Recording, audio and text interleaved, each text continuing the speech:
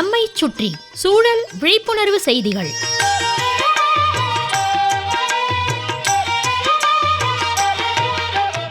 அன்புள்ள கந்தகுமார் ஐயா அவர்களுக்கு உங்கள் மாணிக்கம் எழுதும் மடல். நலம் நலமறிய ஆவல். பெரியவங்க சொன்னா பெருமாள் சொன்ன மாதிரிம்பாங்க. நமது முன்னோர்கள் பல செயல்களை அற்புதமாக கண்டுபிடிச்சு வச்சுட்டு போயிருக்காங்க. பழையன கழிதல்னு நாம் அவற்றை மறந்துட்டு வர்றோமான்னு தெரியல. தலைவாழை இலை போட்டு சாப்பாடு பரிமாறுவது நமது பழக்கம். அதிலும் புது மாப்பிள்ளன்னா கேட்கவே வேண்டாம். ஏன் இந்த வாழை இலையில விருந்து? நம்மகிட்ட தாமரை இலையும் இருக்கு, பாதாம் இலையும் இருக்கு. இவற்றிலும் சாப்பிடும் வழக்கம் இருக்கு. இல்லை இருந்துச்சு. இப்போலாம் நம்ம மக்கள் வேற இதில் சாப்பிட்றாங்க. பிளாஸ்டிக் தட்டு, அதில் பேப்பர், பிளாஸ்டிக் பேப்பர் இதெல்லாம் இருந்தது. இப்போது வேறு விதமான பேப்பர் பயன்படுத்துகிறாங்க. வாழை இலை நாமெல்லாம் நிறைய பயன்படுத்தினது உண்டு. ஒரு கிருமி நாசினி. உணவில் இருக்கும் நச்சு கிருமிகளை அழிக்கும் தன்மை கொண்டது வாழை இலை.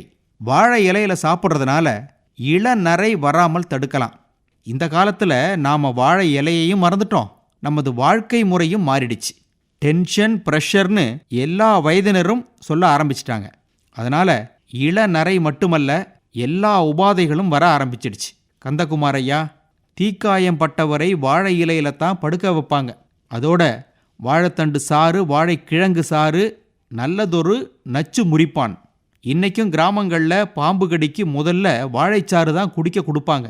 வாழை இலையில சாப்பிடுபவர்களுக்கு அவ்வளவு சீக்கிரம் நோய்கள் வர்றதில்லையாம்.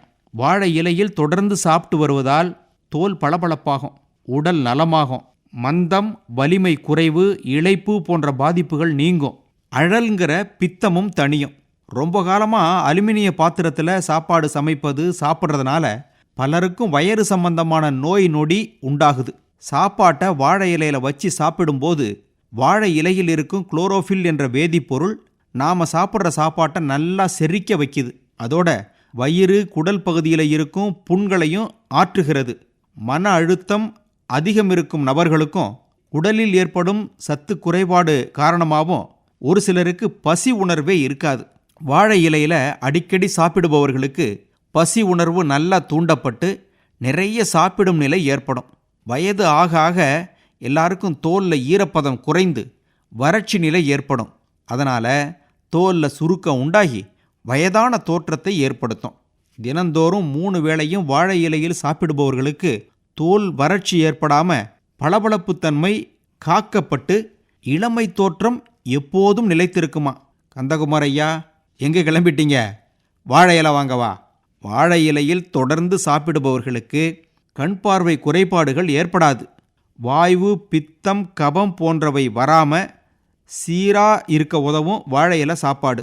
இப்போலாம் விவசாயிகள் வாழை சாகுபடியை இலைக்காகவே மேற்கொள்கிறாங்க.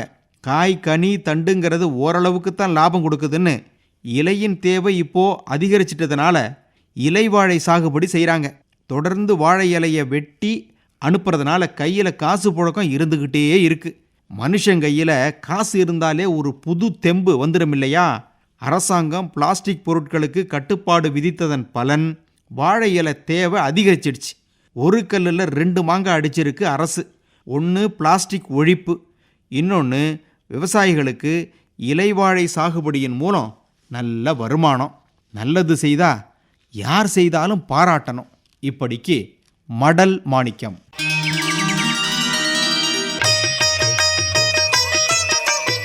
நம்மை சுற்றி சூழல் விழிப்புணர்வு செய்திகள் கேட்டீர்கள்.